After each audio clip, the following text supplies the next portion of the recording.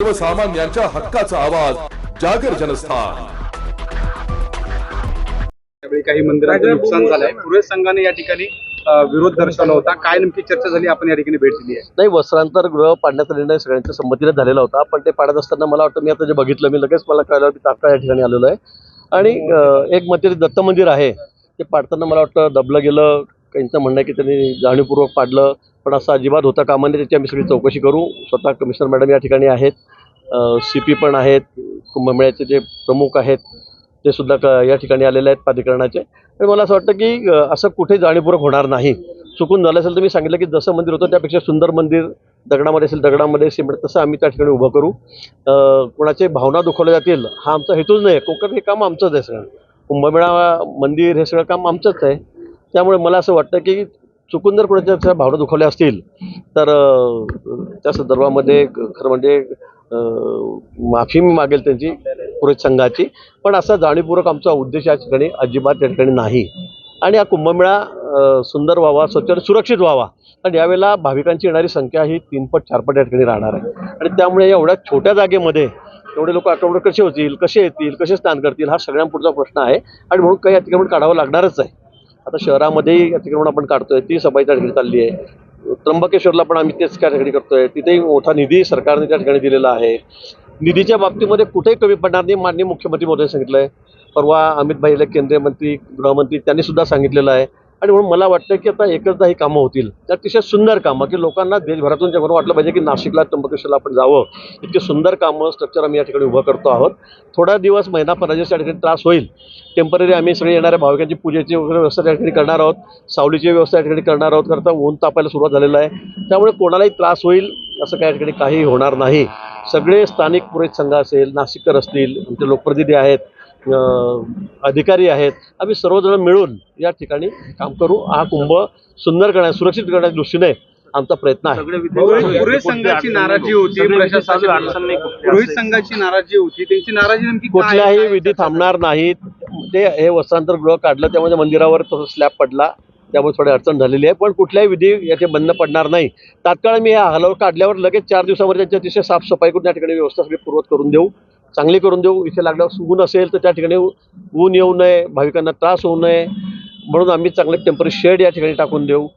पण कुंभमेळ्याच्या दृष्टीने आता इथे जागा मोकळी करणं हे अतिशय क्रमप्राप्त आहे, आवश्यक आहे।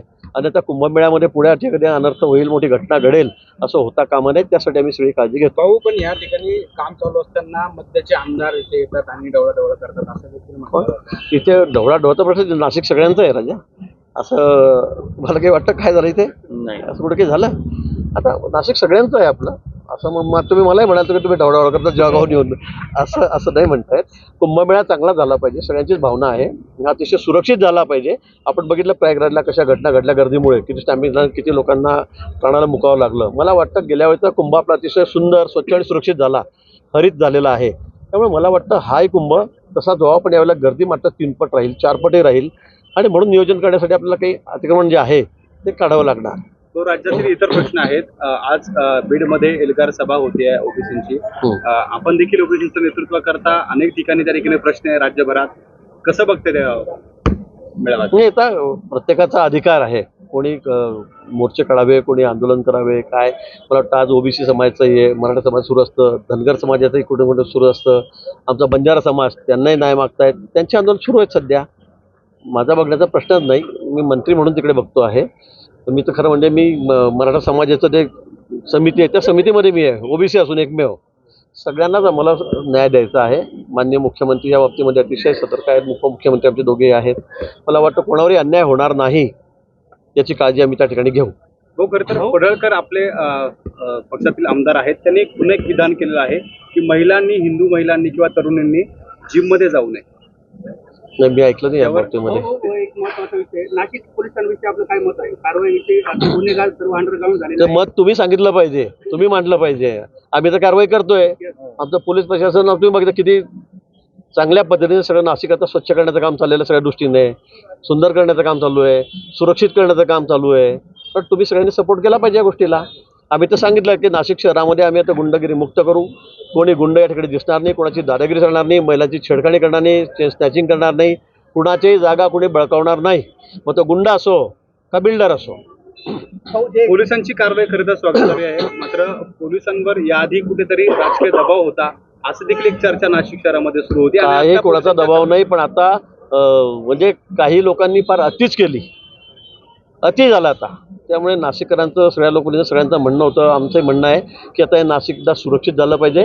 अगदी कोणी इथे दादागिरीमध्ये रात्री 12-1 वाजता जरी आमची एखादी भगिनी मुलगी बाहेर फिरायला गेली किंवा कामानिमित्त गेली तर तिला कुठेही असुरक्षितता वाटता कामा नये, हा आमचा या मागचा हेतू आहे. आणि मला वाटतं की आता जी पोलीस कारवाई करतायत ती अतिशय समर्थनीय आहे. ते काही सामान्य लोकांना कोणाला त्रास देत नाही आहेत.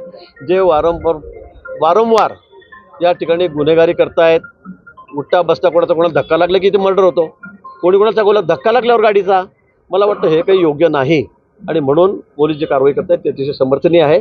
आणि शासन, माननीय मुख्यमंत्री देवेंद्रजी यांचे त्यांना इन्स्ट्रक्शन आहेत, सूचना आहेत, आणि आम्ही त्याच्या पाठीशी खंबीरपणे उभे आहोत. गुन्हेगारांचं अतिक्रमण काढलं जात आहे, इतर शहरातलं अतिक्रमण कधी सगळं आता कुंभमेळा आहे, सगळ्याच अतिक्रमण तुम्ही दाखवायचं की राहिलं म्हणून. तुम्ही पत्रकार आहात, तुम्ही बघता सगळं तुमच्या चष्म्यातून, तुमच्या कॅमेऱ्यातून, तुम्ही आम्हाला सांगायचं की याचं का काढलं नाही म्हणून. आम्ही सगळं त्र्यंबक रोडचं किती मोठं अतिक्रमण काढलं, लोकांनी सहकार्य केलं. कारण हा कुंभमेळा आपल्या सगळ्यांसाठी, सगळ्या जगाचं लक्ष इकडे, नुसतं देशाचं नाही. आणि म्हणून मला असं वाटतं की इथे कुठलीही हानी होऊ नये, कुठेही कॅज्युअल्टी होऊ नये, प्राण जाता कामा नये, कुठे स्टॅम्पेड होता कामा नये. त्यासाठी आम्हाला नाशिक शहर मोकळं करावं लागेल.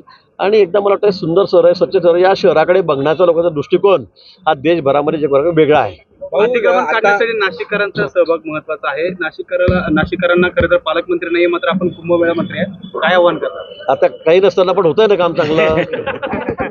तुम्हाला तुमचं कुठलं काम आम्ही ठेवता काय शिल्लक? 7 वर्ष कर्णिक साहेबांची बदली करू नका, ही नाशिककरांची मागणी. बघा असं आहे. भाऊ चला, देवेंद्र फडणवीस आता मुख्यमंत्री आहेत, त्याच्या आधी एकनाथ शिंदे मुख्यमंत्री असताना त्यांनी ज्या महत्वाकांक्षी योजना काढल्या होत्या त्या 10 योजना आता फडणवीसांनी यांनी त्या बंद केल्या. नाही, हे तुम्ही सांगतायत, छापून येत आहेत, दिसत आहेत टीव्हीवर, पण अशा कुठल्याही योजना बंद झालेल्या नाहीत. एखाद दुसरी योजना असेल की त्या बाबतीत अडचणी असतील किंवा त्या बाबतीमध्ये काही तांत्रिक अडचणी असतील, पण त्या जर सोडल्या तर सगळ्या योजना आमच्या चालू आहे. आम्ही त्यावेळेला हा निर्णय एकमतानेच घेतलेला होता, की एकटा शिंदे साहेबांचा निर्णय असं नाही किंवा एकटा देवेंद्रचा निर्णय असं नाही. शासन म्हणून आम्ही एकत्र आहोत, महायुतीत आहोत. हा निर्णय आमचा सगळ्यांचा एकत्रित होता. त्यामुळे एखाद दुसरा निर्णय बदलला किंवा त्याच्यामध्ये काही दुरुस्ती केली तर हे बंद झालं यांच्यामध्ये काही जमत नाही असं समजण्याचं अजिबात कारण नाही. भाऊ, कर्नाटकामध्ये राष्ट्रपती त्यांना बंदी घालण्यात आलेली आहे, कसं बघते तुम्ही या सगळ्या? चुकीचं आहे, असं होणार नाही. RSS वर बंदी घालण्याचं कारण नाही. ती काही अशी काही राष्ट्रद्रोह लोकांची काही हे नाही आहे. त्यामुळे मला असं वाटतं की असं होणारच नाही. कर्नाटक सरकारला काही म्हणू द्या, काही करू द्या, RSS वर बंदी घालता येणार नाही आणि ते बंद होणारच नाही. ठाकरे बंधूंचा दीपोत्सव काय म्हणतात? आपला मित्र. भाऊ, एक मिनिट.